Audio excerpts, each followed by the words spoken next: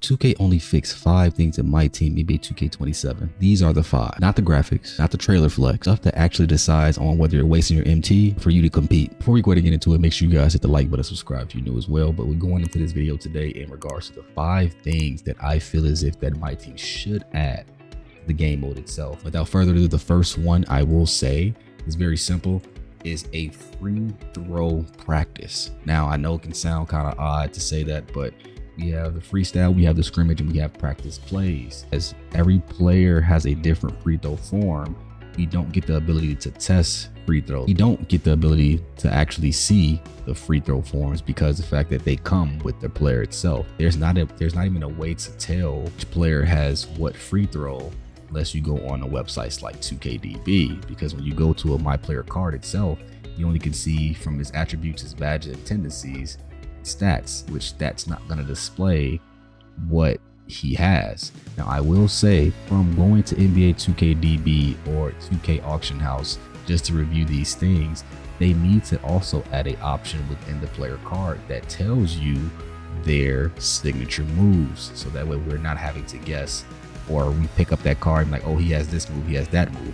Now I know that probably can take away from the research in regards to not wanting to get a player because we can see it, you know, and that's what gives that urge of players to actually use their MT or VC to get players, because if I can see a player's stats before I even have to get it, I'm not going to purchase, which we can still see that now, but we have to go to a website, 2KDB and 2K Auction, in order for us to see that before the cards drop.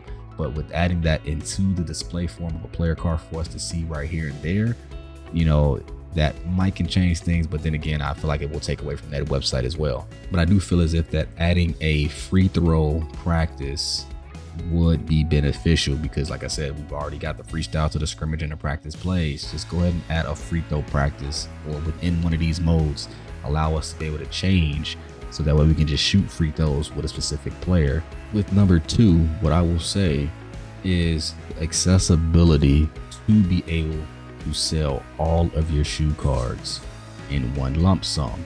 So in other games that I've seen, you were able to just select every single card and sell them all in one lump sum.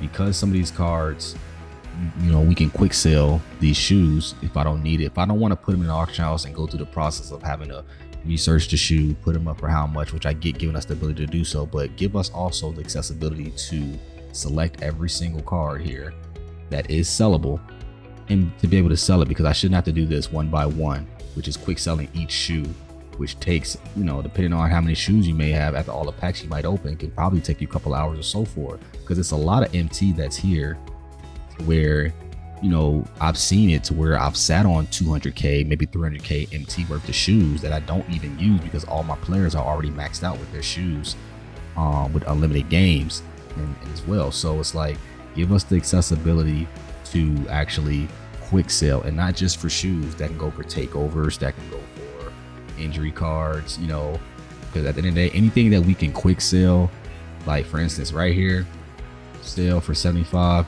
I have 20. I should not be, you know, quick selling one by one. It should just give me the option to put all of these in the auction and sell every single one, you know, because if I was to send this to my auction house, it's just going to send one. Let me see.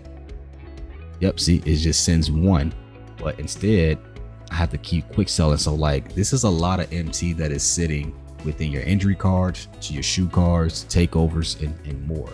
So I do feel as if that give us the ability to be able to select all our players, even the players itself. You know, players, I know they tell us, hey, we can auction, you know, they give us the ability to auction, so it's like our choice, but also give us our choice to select multiple cards, so we're not just going, you know, I gotta go here and I gotta click this one, let me select, let me see, multi-select. See, I can multi-select on these cards, right?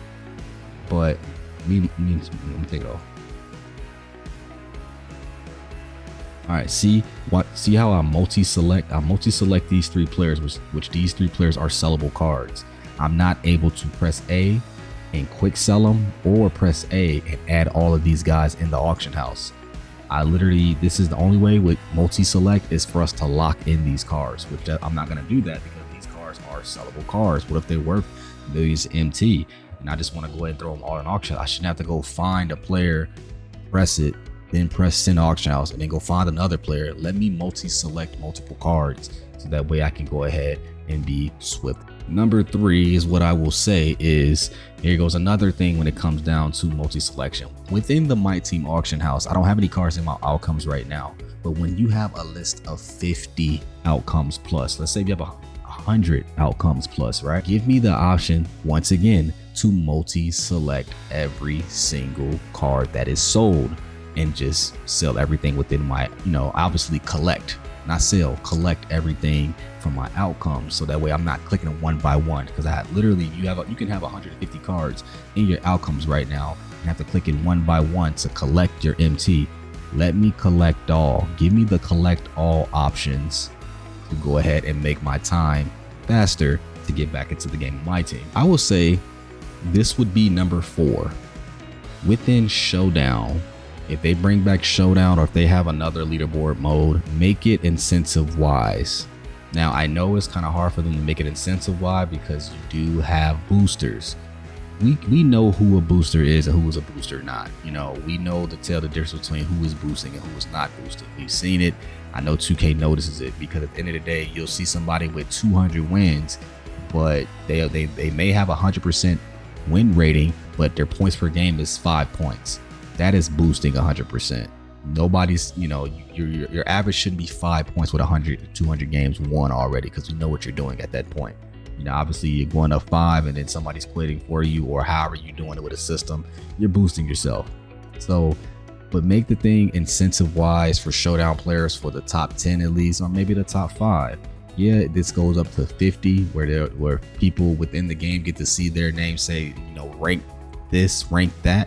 But if you're within the top 5, let it be in the sense of wise, maybe by their icon. I mean, I've seen it before in previous 2Ks where it'll show like number 1, number 10, like some type of incentive wise, or then at the end of the season, it's incentive wise to where, you might get a extra pack, or you can get a 10 box or 20 box, or maybe 50K, 100K MT, or however they look at it. Make it incentive wise for players to push. Because at the end of the day, it looks good, with having being number 1, because I was number 1 season 1. It looks good, but there was no incentive going into season 2 to where I've, accomplished being number 1 in Showdown. Because, people be like, oh, he's a Showdown warrior. You're number 1, but you don't get nothing for it. I feel like giving Showdown something worth grinding for and trying to maintain for will give it a push within to keep playing the mode competitively. And then last but not least, of course, the king good of course system. Now, I've already made a video previously talking about how they should make the system be, so I'm not going to talk too much in regards to the system, but I feel as if like actually making a bracket style tournaments in regards to weekend qualifiers, going into a competitive scene of you competing in a bracket form. It could still be called king of the court at the end of the day. It doesn't have to be king of the court with the same format like this, which is playing all weekend and only one person at the top, can win, but you got to make sure you have the higher score based on your stats. It should be based on you winning games, not your stats, because at the end of the day, stats does matter, but you only can win and lose. You can only win or lose with playing basketball. There's no winning because I got better stats. There's only I won and I lost. So just make it a win or lose situation to where the winner takes the whole prize in regards to the whole entire situation, not because of your stats, because how good you played. Because how good you play, only, like I said before, the only reason why you're playing so good is because somebody allowed for you to do that. You have to get boosted to be able to get scores of this nature. Now, a lot of these players here have competed. As you see, a lot of guys won, same multiple guys have won as well. But there were weekends where obviously boosting was a huge case. And at the end of the day, it is what it is. King of Court is over with, but just talking about that in regards to my 5 ideas that I believe that adding to 2K MyTEAM would make a huge step in the next process of 2K27 will be beneficial. This is your boy RJ with another video for you guys. Make sure you guys hit the like button and subscribe as always. We out.